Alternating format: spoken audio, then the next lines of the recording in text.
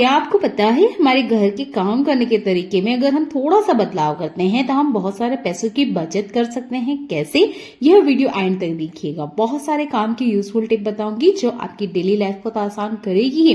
जिन चीजों को अक्सर हम कचरा समझकर फेंक देते हैं उसका भी आप बहुत अच्छे से रीयूज कर पाओगे। तो पहला यूजफुल टिप मेरा लाइट बोर्ड से जुड़ा हुआ है। इसको साफ करने में सबसे ज्यादा डर लगता है, गंदे होते हैं तो देखने में भी बिल्कुल अच्छे नहीं लगते। तो आपने लेना है नेल पेंट रिमूवर। अगर लिक्विड वाला है तो आप कॉटन में ले लीजिएगा, और अगर आप इस तरीके से वाइप्स यूज करते हैं तो इसको इस्तेमाल कीजिएगा। एक ही लेना है, थोड़ा सा आप करके देखिएगा, आपको खुद पता चल जाएगा कि आपको जो स्विच बोर्ड है वो चमकने लग गया है। बहुत बार बहुत से घरों में यहाँ पर स्टिकर चिपका दिए जाते हैं। देखने में वो शुरू में अच्छे लगते हैं, पर 5 महीने 6 महीने या साल भर बाद उनकी जो शाइन है वो चली जाती है। उसके बाद में वो बिल्कुल भी निकलने का नाम नहीं लेते हैं। तो यहाँ पर आप कोई चाकू वगैरह इस्तेमाल मत कीजिएगा, बस आपने यही लेना है और हल्के हल्के से चलाना है। अभी आप देख लीजिएगा ध्यान से। अभी आपको लाइट बोर्ड काफी ज्यादा गंदा दिख रहा होगा। मैं इसको पूरा क्लीन करके आपको दिखाने वाली हूँ।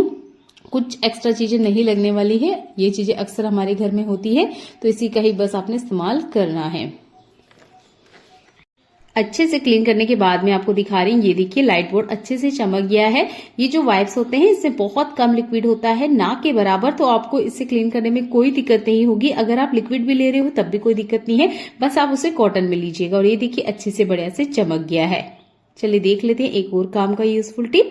अक्सर जब सॉस वगैरह खत्म हो जाते हैं इस तरीके से पैकेट में, जो भी आपके यहाँ फूड आ रहा है उसकी बात मैं कर रही हूँ। मैं तो यहाँ आपको टमाटो सॉस दिखा रही हूँ।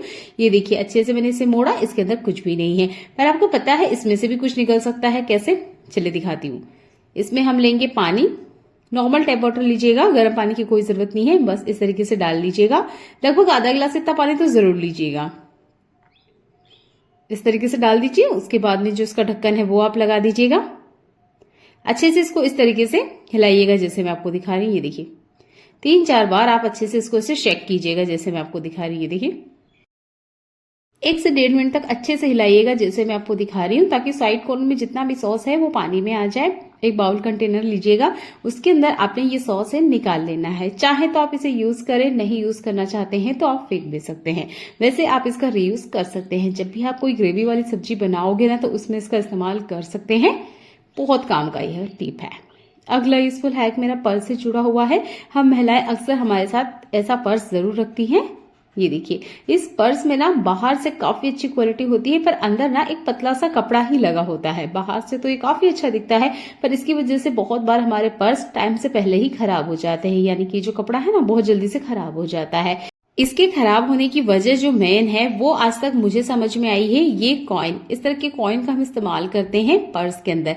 ऐसे ही कुछ डाल देते हैं जैसे मैं आपको दिखा रही हूँ। ये देखिए, या जो इसका छोटा सा पॉकेट होता है उसके अंदर डाल देते हैं, जिसकी वजह से काफी बार ये टकराते हैं और जो कपड़ा है वो फट जाता है। इसकी बजाय आप क्या कीजिए, इस तरह का एक छोटा पर्स रखिएगा। मेरे पास बड़ी साइज का है, आपके पास जितना छोटा हो सके जिसमें कि सिर्फ कॉइन आए उसको आप रख लीजिए, और इसके अंदर जितने कॉइन है वो रखिए। इसके बाद में आप इसे अपने पर्स में रखिए। इसकी क्वालिटी काफी अच्छा होती है। जब भी आप ज्वेलरी वगैरह लेने जाते होंगे ना तो ये पर्स आपको जरूर मिलता होगा।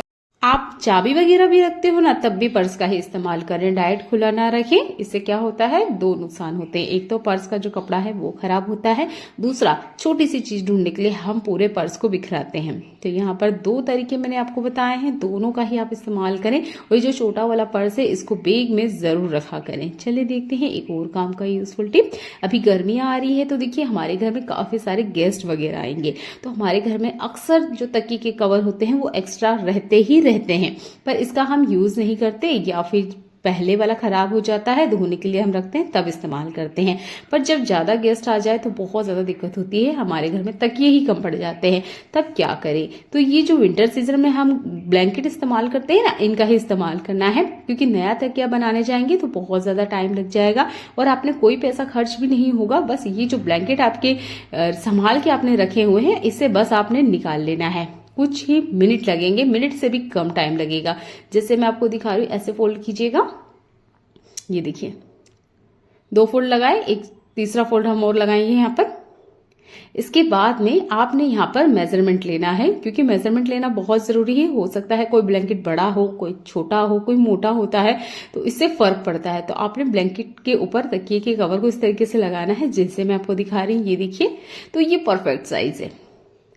अब यहाँ पर हमें 1-2 फोल्ड और लगाने हैं, यानी कि एक तकिए जैसा हमने इसे बना के रेडी करना है। वैसे तो नॉर्मल हम ऐसे ही इनकी फोल्डिंग करके रखते हैं, पर स्पेशल हम यहाँ सिर्फ इसे तकिया बनाने वाले हैं, तो तकिए की साइज में इसकी फोल्डिंग करना जरूरी है। इसके बाद में ले लीजिए तकिए का कवर और कवर कर दीजिए।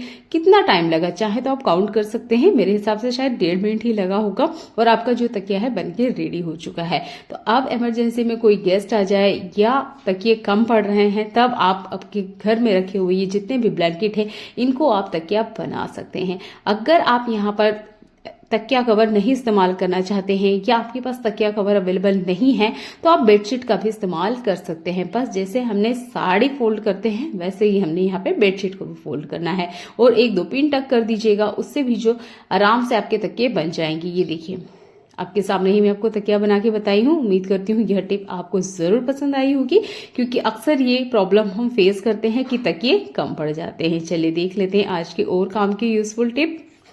जिस भी घर में छोटे बच्चे होते हैं ना, वहां ये सबसे बड़ी प्रॉब्लम होती है कि आपका जो घर होता है वो बहुत ज्यादा अस्त व्यस्त होता है। अब ऐसा क्या करें कि हमारा जो घर है वो अस्त व्यस्त ना हो, या इमरजेंसी में कोई गेस्ट वगैरह आ भी जाए तो हम जल्दी से जल्दी घर को कैसे समेटें। मैं आपको यहाँ कुछ चीजें दिखा देती हूँ। कुछ बॉटल आपको दिख रही होगी, कुछ टॉयज है, बहुत सारी चीजें ना, सब मिक्सअप है। अब इनको एकदम से कैसे उठाएं। यहाँ देखिए, पेंचेस भी आपको देखने को मिल जाएगा। ये मेरे बड़े बेटे का कुछ सामान है और कुछ छोटे बेटे का है, दोनों ही मिलके ना पूरे घर में सामान को बिखराते हैं। यहाँ पर एक और बॉक्स में आपको निकाल के दिखा रही, ये देखिए, इसमें भी काफी सारा सामान है। ये देखिए, कभी स्कूल से आते हैं ना तो जगह पे अपना सामान नहीं रखते हैं, जैसे कि ये सॉक्स हुए, टाई हुए, कैप है, बहुत सारा सामान ऐसा है जो कि डेली ही मेरे घर में भी करता है। ये कोई एक दिन की बात नहीं है कि आज बिखरा है, ये कल भी होगा, परसों भी होगा और हर दिन ये चीज होती है। अब डेली मैं क्लीन कर पाऊं इतना पॉसिबल नहीं हो पाता है, तो मैं कुछ इस तरह के बॉक्स रखती हूँ। ये देखिए, ये लास्ट ईयर दिवाली पर एक पटाखा आया था इसमें, जिसका ये बॉक्स है और मैंने इसे नहीं फेंका था। काफी अच्छी इसकी क्वालिटी थी, साल भर से चला रही हूँ। ये देखिए, अब फटने लगा है, क्योंकि बच्चे हैं, शैतानी करते हैं तो कभी कभी इस तरीके से खराब भी कर देते हैं। तो इमरजेंसी में जब कोई गेस्ट वगैरह घर में आ जाते हैं तो मैं क्या करती हूँ, जल्दी से फटाफट 3 या 4 मिनट के अंदर पूरा घर क्लीन कर देती हूँ। करती हूँ इन बॉक्स का इस्तेमाल। पेपर गिफ्ट जो होते हैं उसी का मैंने यूज किया है, इसको अच्छे से कवर कर लिया है। अगर सामने भी रखा हुआ हो तो बुरा ना लगे, तो जो भी मेरे हाथ लगता है जल्दी सामान मैं इस तरीके से इसके अंदर डाल देती हूँ। बहुत बार तो ये बॉक्स मैं बच्चों को ही दे देती हूँ, तो वो क्या करते हैं, जल्दी जल्दी जो भी उनके हाथ लगता है सामान छोटा बड़ा, वो सारा का सारा इसके अंदर डाल देते हैं। जब टाइम मिलेगा तब क्लीन कर लेंगे। मैं ये टिप्स सिर्फ इसलिए बता रही हूँ कि घर में छोटे बच्चे हो तब, क्योंकि बच्चे शैतानी करना बिल्कुल नहीं छोड़ते हैं, पूरा घर अस्त व्यस्त करके रखते ही रखते हैं। तो इमरजेंसी के लिए टिप बहुत जरूरी है, और डेली आप क्लीन करते हो तब तो और बहुत बढ़िया बात है। अब बात है कि इसे रखें कहाँ, तो देखिए हमारे घर में पर्दे वगैरह जरूर लगे होते हैं, तो यहाँ पर देखिए काफी सारी ना साइड में जगह होती है। देखिए जैसे मेरे यहाँ है, तो आप इस तरीके से हाइड कर सकते हैं। थोड़ा सा ना घर में लाइट का प्रॉब्लम है तो आप थोड़ा क्लियर नहीं देख पा रहे होंगे, पर हाँ, मैं इन्हें खिड़की पे कुछ इस तरीके से पर्दे के पीछे रखती हूँ। ये देखिए, जब उन्हें खेलना होता है वो फिर से इन्हें गिरा देते हैं, और जब कोई आता है या इकट्ठा करना होता है तो खिलौने हम इसमें वापस फिर से भर देते हैं।